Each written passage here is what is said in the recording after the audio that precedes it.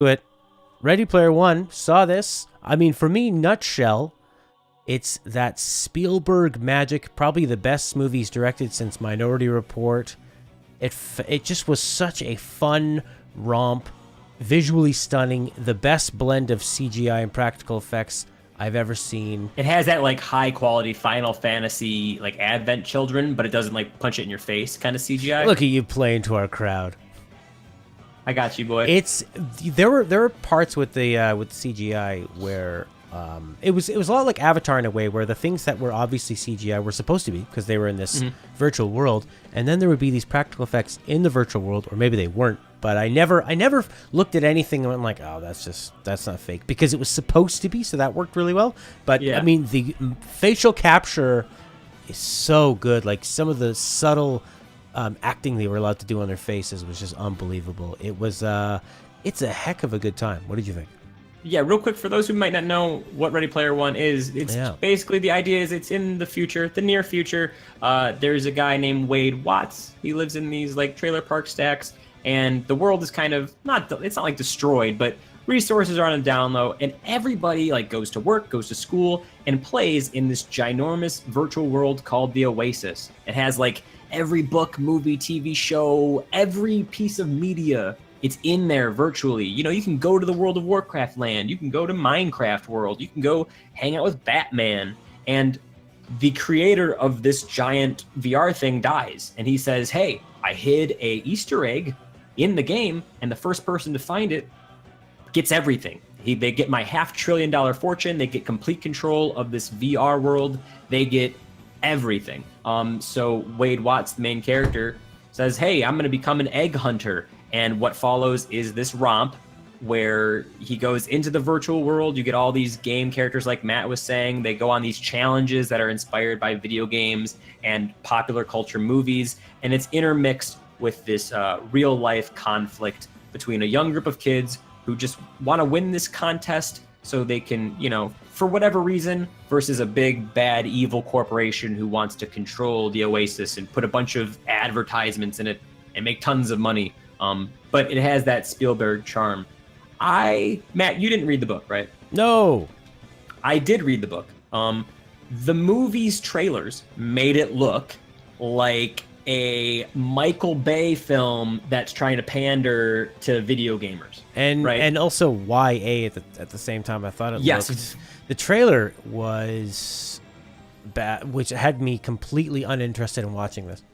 I watched the trailer. I'm a huge fan of the book. Whether or not you love or hate the book, I really, really loved it. I saw the trailer and I went, oh God, they're going to ruin it. So I'm going in this with the lowest expectations. Spielberg, I love him as a director, but I always struggled to think, how are they going to adapt this? Because Ready Player One, as a story, a lot of the story functions on licensed products. Things like Pac-Man play ginormous roles in the story. But in the movie, they changed things enough where you have to look at it differently from the book. Almost everything about the story in the movie, besides, you know, characters and maybe a few things and the overall message of it, are different. All the challenges are different. You know, there's completely different references. But what I thought this movie was one of the most beautiful movies I've ever seen. Yes. Like Matt said, you're switching between this virtual world where they're playing these avatars. You know, that's how you have all these characters. You have like one dude's dressed up as Ryu. There's Chun-Li. There's Tracer. There's Goro from Mortal Kombat. All because they're in this virtual world where they get to pick their avatar. So it's fun to pick that kind of stuff out. But the CGI is so good that you never feel like you're in a CGI fest. Mm-hmm. At points, I almost feel like they CGI and they kind of bring back in real world locations. I don't know if that's just me, but at no point do you feel like it's a CGI fest. But what it does capture is, if you remember like the Goonies, you know, if you remember The Wizard, that really bad NES movie it's about the kid who wanted to go to California and win the Nintendo tournament or whatever. Yeah.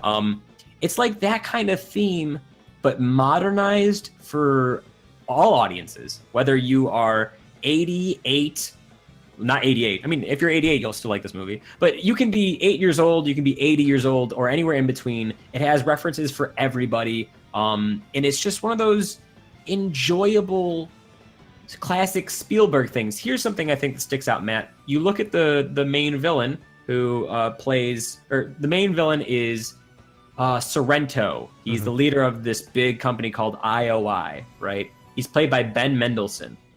Would you agree, Matt, that at times in this that he could come off like a little bit dopey, a little bit silly at times, maybe? Yeah, he was. Yeah, they did.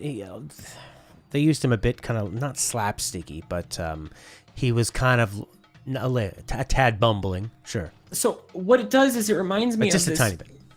In modern movies, villains are always very violent and very crazy, and Sorrento is violent too, but it reminded me of those old like kids against adults and like the David and Goliath story, but it's not Insidious. It's almost like this uplifting kind of thing. Like, yeah, there's the bad guys, but they're not like, I think my message is going to get lost in the words, but it reminds me of those old classic movies of classic good versus classic evil, where everything feels like a bit cartoonish, and that might falter for some people. Some people might say the characters lack motivation or feel a little bit shallow or maybe feel a little bit grabby and gimmicky, but it just all feels like this classic movie adventure from the 80s mixed with a lot of 90s video game movies that sucked, and make it good.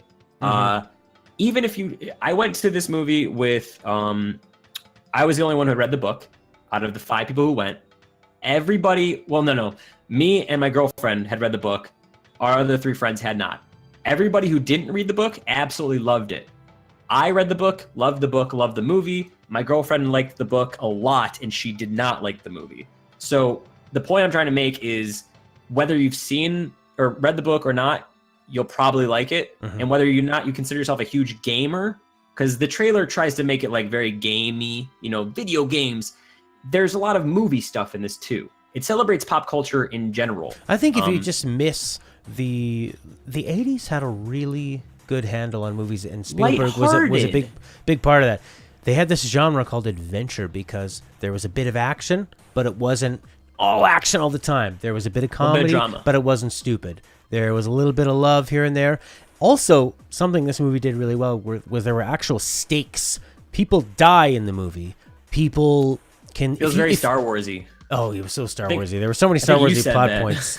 Not to give anything away, but if your character dies in this virtual world, you lose all the money, all that virtual currency you've created. Zero out. Yeah, so there's this whole, and then you have to start over. So that plays into the themes of do you want to take a risk and move beyond your station in life? There's a lot of sort of anti-corporate messages that were super important back in the 80s when we saw the corporates start to rise and books come out like No Logo, and are even more so now. Like now, I mean, the way we're going, everyone's just going to work for minimum wage, and you're going to either work for Walmart or you're going to work for Amazon, and that's it. Yeah. And no one's going to own anything. No one's going to be able to do anything spectacular anymore because we're all being marginalized. So this movie now has the story has an even better motive behind it. One of my friends, he had recommended this, but he said, go if you like the pop culture, and I told him I really liked it, and he was saying he thought it wasn't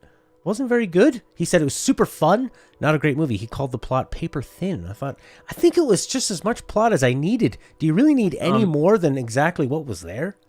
I think when it comes to certain like love stories, they could have benefited from an extra 20 minutes. But here's the thing, is that this movie is 2 hours and 20 minutes. And like Blade Runner 2049, it didn't feel that long. It went by in a flash. Yeah. I think a lot of people are going to go and see this movie and may not like it or say that the story is paper thin because they're so entranced by everything going on that they miss the stuff in between. There is maybe an hour and 30 minutes of this is just action because the last third of it is a lot of action.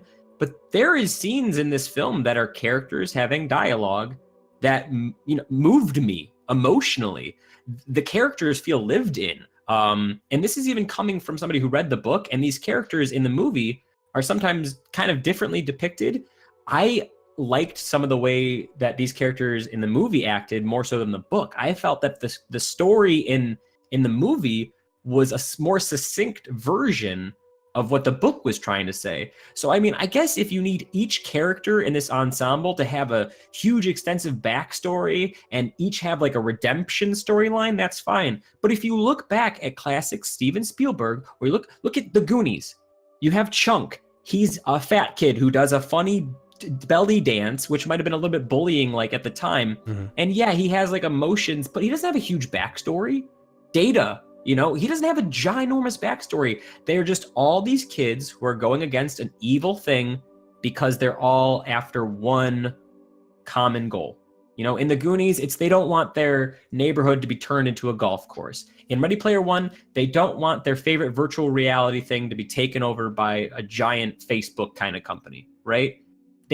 I feel like a lot of people are going to go in this expecting it to be like, I don't know, the next epic Star Wars. It's going to make this giant universe. No, it's just a 2.5 hour thing where you turn off your brain a little bit and just, I don't know, man. This movie, there are a lot of parts of it, I think, where what Disney is chasing by trying to recreate the Star Wars magic.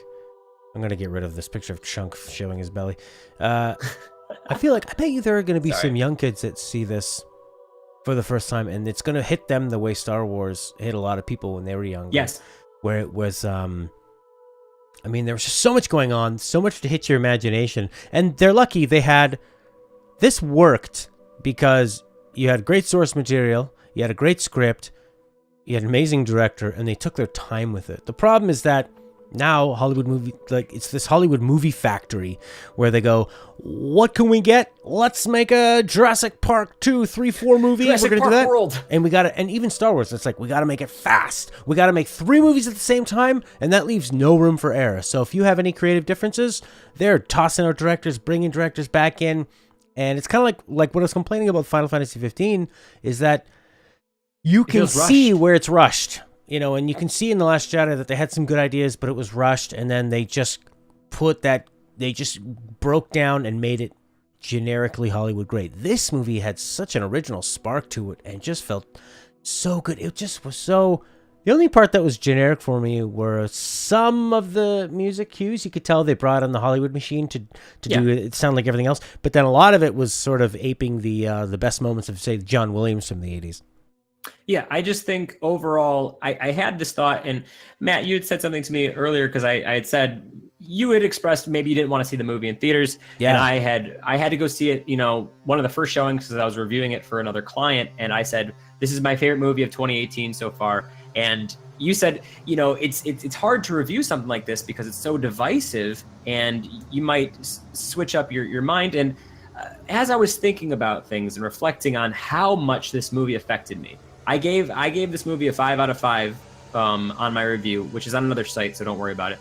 But I thought it was not a perfect movie, but damn near close. And as I was thinking about this and thinking about how divisive it is now, I remembered a story about when the first Star Wars trailer came out, and a guy in the back of the theater yelled, "Oh yeah, we'll see that in discount bins in 2 months," right? Great movies will always have people that say they're not good. And this movie affected me so deeply, and I can see if a younger kid looks at it, this is one of those movies that in 15 years will be like, I remember that movie. Like, they were making that. Like, I feel like this is one of those things, especially with the Spielberg name attached to it, that will go down as one of the greatest fantasy films of all time. It's just going to give people maybe a year or two before they get over their shit. Like, I can understand some people saying it's spotty, but to say this movie is utter trash, no. And also, it doesn't heavily rely on all the properties. It's amazing that they have so many of them there. Yeah. But it's not, and they're just kind of a light background dressing. It's just a nice thing to look at. But the brunt of the story is just about, characters risking it all to fight the greater power and stick it to the man kind of thing. It's very much like a more mature Wreck-It Ralph. You know how Wreck-It Ralph uses these properties but doesn't gimmick? You know, this doesn't make them a gimmick. They're just around, and they're organically, seamlessly inserted into the world, right? That's what Ready Player One does. It's not like, hey, look at the scene where Chun-Li and Ryu are fighting. No, it's like Ryu is just entering a car. You just see him. Chun-Li and Tracer are just running in a battle. It's just because they belong in the world. And anytime that they use video games or movies specifically in the story, they don't feel like they're there to be nostalgia. It's a mechanic, and it's used in an inventive way. I mean, I can't. If I talk any more about it, I'm going to feel like we won't spoiling things. And also, without any spoilers, there's a show-stopping scene that you're not going to see coming in the without saying anything. Sequence. Without saying anything, Ready Player One contains one of my favorite sequences put to film of all time. That's not hyperbole. Hyperbole. It's not hyperbole. It is it's movie magic. Like when people say, "Wow, that movie magic!" Like this sequence is that. It will stick with me for the rest of my life. Just wow. I don't know if we should do a spoiler cast on it. I think there might be. I feel like I kind of want to wait. Yeah, because I think there might be some people that might stick around anyway and then regret it. I think that this is a movie you want to go in fresh. I don't know if it's a movie I'd want to watch again. Maybe I'd watch it with a kid or something again, or another. I'm gonna go see it again at least twice. But Matt, I want Matt to reiterate that because I felt the same. I immediately went up to two of my friends after seeing this that didn't want to see it, and I said, "I am dragging you to see this movie, and I'm not telling you why. Because when you see it, you will thank me." Like a kidnapper. I mean, yeah. I'm gonna drag you, and you're not gonna know why. I drag my friends. And you'll be blindfolded. Actually, I did the same thing. The first two friends I spoke to after I found one of my buddies. He likes video games, but his dad has always loved video games too. So he's gonna get so many of these references, and it's probably something he actually didn't know about it. He's like, "What's Ready Player One?" I had no clue. Yeah. Took a look at it, said it looked cool. So I think I felt like I needed to share with a few other people. But that's my point. My friend, he said, I don't want to see it. He doesn't watch anything but anime. He very much likes Japanese stuff. You don't you fucking. There's good anime out there, but he looked at the trailer and he was like, it looks like video games. Like I play a lot of games, but it's whatever. And I called him right after and I was like, yo, you need to see this movie. And I'm not gonna say why, but if you're an anime fan, there is at least 3 shots that will make you. There's a very emotional high point. Oh my god! And I don't even like anime, and I don't even like the anime thing that they showed here. But I have a cursory knowledge of it enough, and it was sweet. Oh. So if you're a fan of cinema and cinema properties, great movies across all time. If you're a fan of games, both retro and modern, and if you're a fan of anime and television and cartoons, this movie has at least 2 or 3 parts in it that will blow you away. It's got something for everybody. It's appropriate for all ages. Maybe a bit too intense for like kids underneath like 8. I would say maybe like 10, 11, 12, right about there. It is a PG-13 movie. And going in, it was actually a little bit rougher in one specific sequence than I thought they would go. So something to keep in mind. Don't take your 3-year-old to see this. Don't take your 4 or 5-year-old to see this. I wouldn't. It's got that intensity of the 80s movies where, like, if you went and saw, like, Masters of the Universe, that He-Man movie, that's a scary movie. Indiana Jones can be kind of scary, especially Temple of the Doom is really scary. It's not afraid to do some drastic things to make it feel meaningful. But that's all we got time for today. Thank you, Ink the Dragon, and Kazi, and Ted Belcher, and Claudio, and Felix Evander. Hey Matt, what are you playing this week? You finished Shadow of the Colossus, you finished Final Fantasy. So what do we have coming up on the channel? Tomorrow is going to be Metal Gear Solid 4. Still busting through that, huh? Yeah, that probably the last episode tomorrow, and then we will do Wind Waker. Every time I think I want to put that down, it gets more interesting. And then, now that we finished Final Fantasy 15, we're going to add a new game. And actually, very fitting, the music happens to be playing behind us right now. No, I'm going to play loud so you can hear, Maddie. You got a guess? Oh, I can't hear it. No, so you're going to have to just spoil it for me. Never mind. Anyways, Mass Effect 1. Mass Effect 1. It did really well in the poll last time, but Final Fantasy 15 won out. We have a big crowd of Final Fantasy fans, so I knew it was going to win out. You better pick Caden. Pick Caden. I don't know what that means, but okay. Claudio says, nice podcast. Matt's convinced Claudio to watch the movie. Wow. Yeah. And we don't even get paid for it. Wouldn't that be nice?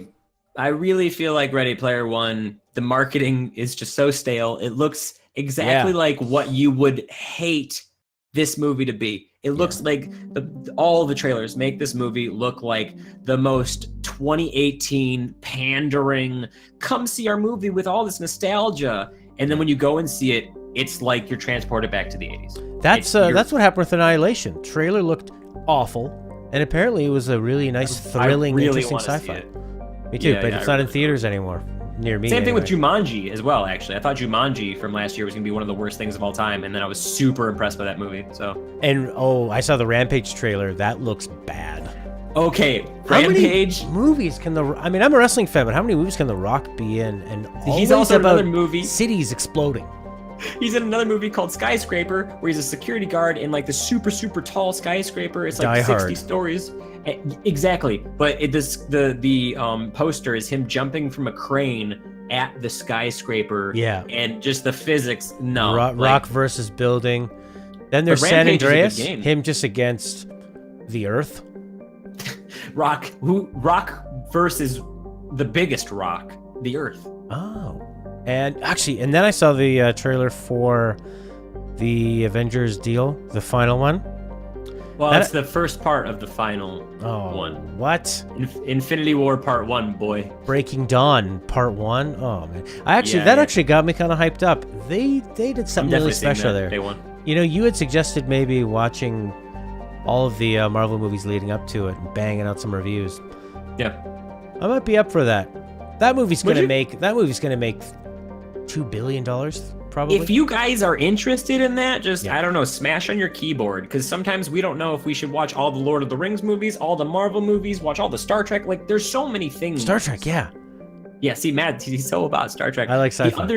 The other movie I just want to mention real quick because I just saw it. I watched half the trailer and stopped because trailers nowadays give away too much. For instance, the last shot in this Tomb Raider trailer is the last shot in the Tomb Raider movie. Fun fact, which I hated. Wow. But there is a trailer. It's a Jack Black film. I believe it's called The House with the Clocks in it. It's I don't know what it is. It's Jack Black, and he's in this very mysterious house, and it's like kind House of with like a clock on its walls and Kate yeah. Blanchett. Yes, yeah. I guess maybe watch like half that trailer. I don't really know 100% what it's about, but it's got this fantasy. I'm trying to think. Hugo, was that Peter Jackson, the boy who lived in like the train station Yeah. clock? Okay, it looks like that, like lighthearted adventure, really cool special effects, kind of mysticism, not mysticism, but trippy stuff. I just saw that and I was like, ooh, that looks really, really, really good. So Some good if you like movies coming artsy kind of family movies, I guess, keep an eye out. Jack Black been killing it lately, man. What a great. out. Yeah, he's pretty good. Oh, what did you think, real quick, what did you think of the voice of the... IROC, Yeah. that's TJ Miller. In the book, I was IROC excited because at first I thought it was that Greek guy who is on the How Did This Get Made? Gazookas or yeah, something? I know what you're talking about. I thought it was no. him, and then I realized, no, it's TJ Miller. So IROC in the book, Jason is Mantzoukas this- is the guy I was thinking it was. Yeah. IROC in the book is this, he's like this super rich wannabe gunter. He hunts for the egg, but he knows nothing about the culture. Everyone knows this kind of gamer, the guy who just thinks he's hot shit because he has all the cool gear, but actually knows not how to play any of the games. And in the movie, he's kind of like this mercenary who works for Sorrento inside the virtual world. He's kind of like a fixer. I liked TJ Miller's voiceover a lot, and the thing is because he just does TJ Miller, but the comedy in this movie, there's not a ton of comedy in it, and IROC is a great little comedic bit here and there, but I feel like he's a love or hate character. You'll either love this guy or you're gonna hate him beyond The all first belief. time him and the main villain tried to be funny, I felt like they had no idea what the lines that they were reading meant. I see. He drew some chuckles from me, but my audience, he wasn't like the favorite. There's plenty of other things. I think he's decent. I think the movie would be weaker without a character like him, and I think there's way more things that they could have done worse. there's things It that was would be okay. spoilery, but I like the way they portray him. I like his character arc, and ultimately, he kind of does represent that guy who spends way too much time in the game, spending way too much money on microtransactions and loot and all that stuff. I like the kind of character arc or character trope of him. That's a great thing they did in this movie, that it wasn't just all these people are purely good 100% of the time and these people are purely bad 100% of the time. They weren't afraid to kind of show the light on, don't spend too much time in this game. Even though they're fighting with everything they have to save it, you see a lot of the dark side of being in the game too much as well. So it's had a great That's like the message through all line of this around. movie is friendship, reality, virtual reality, what matters, and the differences between there. Yeah. And the healthiness of maybe allowing yourself to relax, allowing yourself to smell the roses both virtually and in real life. It's got a good message. All right. Go see this movie. Go see it, please. We'll see you later. Thanks for watching, everybody. Bye for now.